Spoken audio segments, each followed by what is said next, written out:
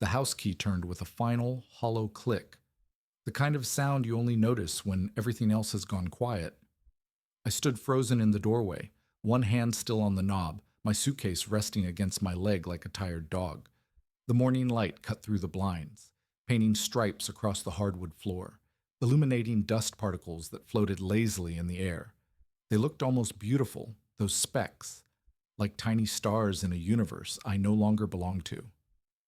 It took me 6 decades to understand that the life I thought I wanted wasn't the one I needed. The divorce papers had arrived 3 weeks ago in a plain manila envelope, the kind you'd use for tax documents or medical records. No fanfare, no handwritten note tucked inside, just the cold, efficient machinery of an ending. I'd signed them at the kitchen table, the same one where we'd shared thousands of meals, where she'd once laughed so hard at a stupid joke I'd made that she'd snorted her wine. Now, the surface was bare, except for a thin layer of dust and a single coffee ring I hadn't bothered to wipe away. I walked through the empty living room, my footsteps echoing. The walls were naked, the photos and paintings already taken down. The furniture was gone too, except for an old armchair I'd insisted on keeping, the one she'd always hated because it sagged in the middle. I ran my fingers along its frayed armrest, remembering how she'd roll her eyes every time I sank into it. "That thing belongs in a dumpster," she'd say. But I'd loved it precisely because it was imperfect, like me. The kitchen smelled faintly of lemon cleaner and something else, maybe the ghost of her perfume, though she hadn't lived here in months. The fridge hummed softly, still running despite being nearly empty. Inside, a half-empty jar of pickles, a stick of butter, and a single beer I'd been saving for... What? A celebration? A consolation? I popped the cap and took a long swig, the bitterness sharp on my tongue. Upstairs, the bedroom door was ajar. I pushed it open, half expecting to see her there, folding laundry or reading in bed. But the room was stripped bare, just the mattress, stripped of its sheets, and the faint outline on the wall where her favorite painting had hung. The closet yawned open, empty hangers dangling like unanswered questions. My side was still full, though. I hadn't bothered packing much. Just the suitcase downstairs, stuffed with the essentials. A few shirts, my old leather jacket, a handful of books, and my grandfather's pocket watch. The rest could stay. I sat on the edge of the mattress, the springs creaking under my weight, and stared at my reflection in the dresser mirror.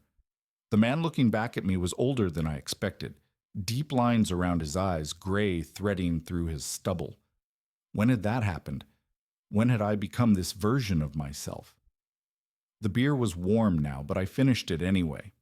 Then I stood, adjusted my jacket, and took one last look around. I didn't cry. I didn't rage. I just left. The door closed behind me with a soft thud, the sound of a book snapping shut. The apartment smelled like fresh paint and loneliness. I set my suitcase down on the bare floor, the sound echoing in the empty studio. For the first time in 35 years, no one would ask where I'd been or what took me so long. No one would comment on the takeout container in my hand. The silence was deafening. I sat on the floor, back against the wall, and opened the container. Lo mein, the kind she always said was too greasy. I ate it straight from the box, no plate, and the realization hit me like a punch to the gut. I could leave the dishes in the sink if I wanted to. I could watch whatever I wanted on TV. I could buy that ugly lamp I'd always liked at the thrift store. Freedom tasted suspiciously like cheap Chinese food and guilt. That first night, I lay awake on my new mattress, still wrapped in plastic, staring at the unfamiliar ceiling. The radiator hissed like an angry cat. Somewhere down the hall, a couple argued in Spanish. I thought about our bedroom, the way the streetlight used to cast shadows through the maple tree outside our window, the exact spot where the floorboard creaked if you stepped just left of center. I remembered our first apartment together, back when we were young and broke and everything felt like an adventure. She'd make grilled cheese sandwiches with 3 kinds of cheese, and we'd eat them on the fire escape, her legs swinging carelessly over the edge.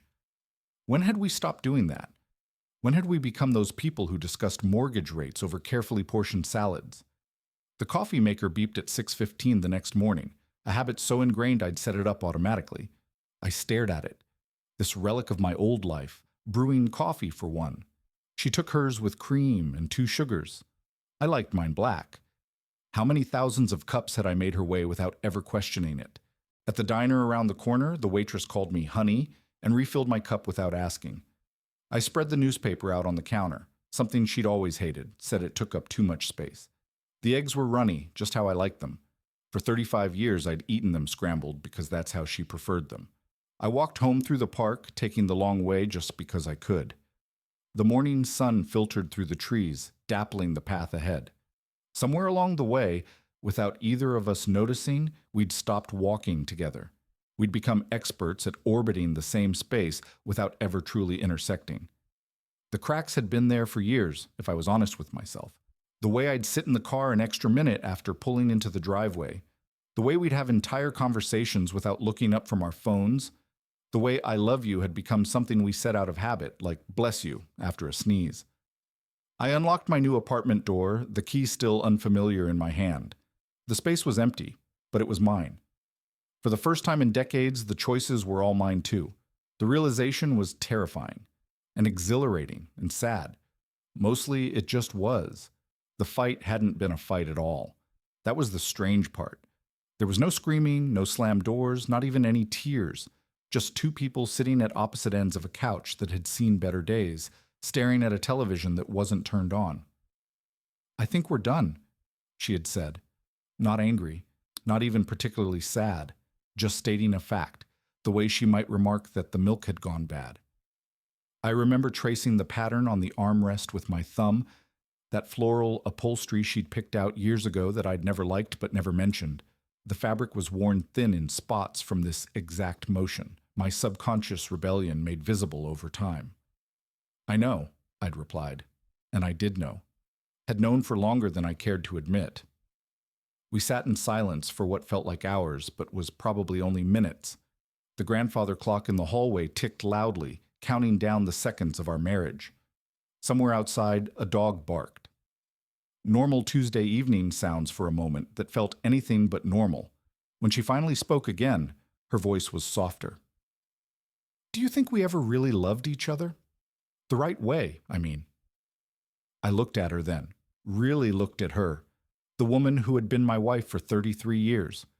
The lines around her eyes were deeper than when we'd met, her hair more gray than brown now. But in that moment, I saw the girl she'd been when we first kissed outside that dive bar in college. The one who made me laugh until my sides hurt. The one who used to leave love notes in my coat pockets. "I don't know," I admitted, and that was the truest thing I'd said in years. The days that followed were a blur of practicalities. Who would keep the house? How to divide the savings? Which friends would take sides? As if this were a game with winners and losers. We moved through the motions with a strange efficiency, like coworkers wrapping up a project that had run its course. The night before I moved out, I found myself standing in the doorway of what had been our bedroom. She was already asleep, or pretending to be. The rise and fall of her shoulders under the blanket was the same rhythm I'd watched for decades. I almost reached out to touch her, but stopped myself. That wasn't my right anymore. In my new apartment, the silence was overwhelming. I'd turn on the TV just for background noise, then turn it off again when the laugh tracks felt too cruel. I drank too much, slept too little, started smoking again after 20 years quit. The strangest part? The fear wasn't about being alone. It was about not knowing who I'd be when no one was watching. For 35 years, I'd been her husband. Before that, my parents' son. Who was I when stripped of all those roles? One morning, I caught my reflection in the bathroom mirror while shaving.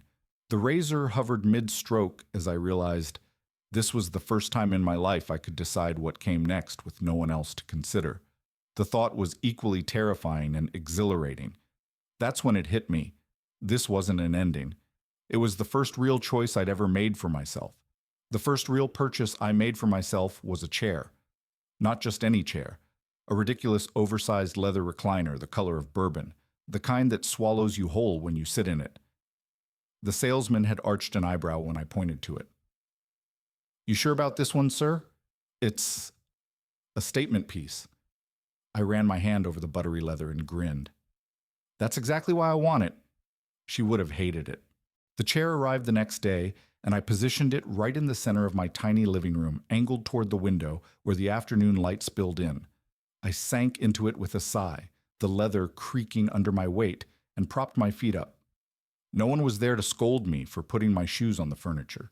No one to complain it didn't match anything. It was mine. That small rebellion opened the floodgates. I bought a coffee table with a chipped corner because I liked the way the wood grain swirled. I hung a painting of a stormy sea above my bed, the kind of thing she'd called depressing. I left my shoes in the middle of the floor just because I could. The kitchen became my laboratory. I burned grilled cheese sandwiches and undercooked pasta and ate every failed experiment without apology. One night, I made a steak so rare it practically mooed, just to prove to myself I didn't have to cook it medium well anymore. I started taking long walks without a destination, letting my feet decide the route. Sometimes I'd end up at the old bookstore downtown, flipping through novels I'd never had time to read. Other days, I'd sit on a park bench and watch pigeons fight over crumbs, their tiny dramas more entertaining than anything on TV. One rainy afternoon, I found myself standing outside the community center, staring at a flyer for a beginner's pottery class. Before I could talk myself out of it, I signed up. My first bowl looked like a deflated football, but the instructor, a woman with ink-stained fingers and a laugh like wind chimes, said it had character. I made another, then another. At night, I'd lie awake listening to the unfamiliar sounds of my apartment. The hum of the refrigerator, the creak of the floorboards settling, the distant wail of a siren. It was lonely sometimes, yes, but there was a lightness to it too, a sense of possibility I hadn't felt since I was 20. Then came the morning I woke up and realized with a start that I hadn't thought about her in 3 whole days. No lingering sadness, no anger, just quiet. I made coffee, black, no sugar, and carried it to my ridiculous chair. Outside, the sun was rising, painting the sky in streaks of pink and gold. For the first time in decades, I wasn't who I'd been. I was just me. And that was enough. I saw her in the grocery store on a Tuesday. There, halfway down the cereal aisle, studying a box of granola like it held the secrets of the universe. She hadn't noticed me yet. For a moment, I just watched. The way she tucked a strand of hair behind her ear, the familiar frown of concentration as she compared nutrition labels. Same old habit. My chest tightened instinctively, bracing for the wave of grief or regret or anger that was supposed to come. But it never did. Instead, there was just recognition, like spotting an old classmate you'd once shared a desk with but hadn't thought of in years. I could have turned down another aisle, pretended I hadn't seen her, but something made me walk forward, my cartwheels squeaking against the linoleum. "Still checking sugar content, I see," I said. She startled, then laughed, that same surprised little exhale she'd always made when caught off guard. Old habits. Her eyes flickered over me, taking in my scuffed sneakers, my hair that had gotten too long. "You look good." "Liar," I said, grinning, "but thanks." We stood there awkwardly for a moment, 2 strangers who knew each other better than anyone. The fluorescent lights hummed above us. Somewhere in the next aisle, a child whined for candy. "How's the apartment?" she asked finally. "Small, perfect. I bought a chair you'd hate." She snorted. "Let me guess, brown leather? Like a saddle. God, you always had terrible taste." But she said it fondly, the way you tease an old friend. We talked for 5 minutes. Surface things, safe things, her sister's new grandbaby, the city's awful traffic, the way the store had rearranged the produce section again. Normal, boring, utterly unremarkable conversation. Then, just as easily as we'd fallen into it, we said our goodbyes. No promises to call, no lingering hug, just a nod and a quiet "take care." I watched her walk away, her cart rattling slightly where the left wheel stuck.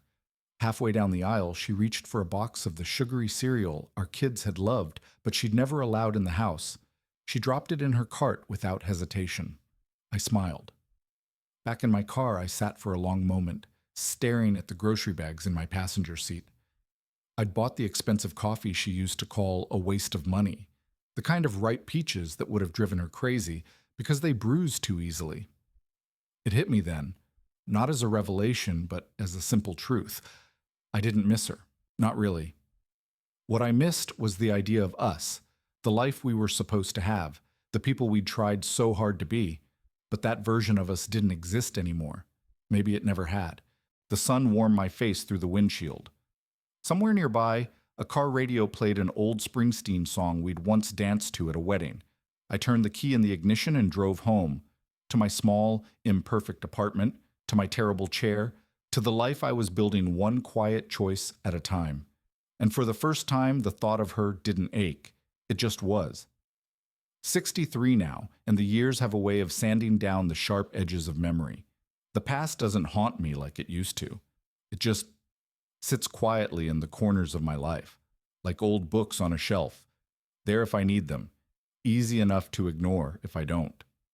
This morning, I burned the toast. Not the usual golden brown, but properly charred, the smoke alarm screeching its disapproval. I scraped off the worst of it, slathered on butter anyway, and ate it standing at the kitchen window. The neighbor's cat watched me from the fence, judging my life choices. I toasted it a piece of my blackened bread. Small rebellions, small freedoms. The pottery classes stuck. My hands, once clumsy, now know the weight of clay, the way it resists and yields. Last month, I sold my first piece, a lopsided mug glazed the color of storm clouds. The buyer, a young woman with a nose ring, said it had authentic energy. I didn't tell her it was supposed to be a bowl. Sometimes I think about calling the kids. They're grown now, busy with lives that don't include checking in on their old man. But when we do talk, the conversations are easier than they used to be. Less about who I was to their mother, more about who I am now. Last week, my daughter asked if I'd teach her how to throw a pot. I cried after we hung up, then immediately signed up for a workshop on advanced glazing techniques. This afternoon, I'll meet Jerry and Marta at the diner. We'll argue about baseball and complain about our knees. Marta will steal fries from my plate, just like she always does. Jerry will tell the same story about his honeymoon in Cancun, the details changing slightly each time. They weren't my friends before. Not really. Just people I nodded to at neighborhood barbecues, back when my social circle was determined by marital status and whose wife got along with whose. Now we're something else, not replacements, but revelations. Proof the connection isn't about shared history, but shared presence. Tonight, I'll sit in my terrible chair. The leather's starting to crack exactly where my elbow rests. And maybe read, maybe not. The silence doesn't scare me anymore. It feels like company these days. An old friend who knows when to talk and when to just be. I used to wonder if I'd made the right choice. Now I know that's the wrong question. The choices we make aren't right or wrong. They're just choices, and we live with them, and they shape us. The toast was terrible, by the way. I'll make better tomorrow. Or maybe I won't. That's the beautiful part. It's up to me.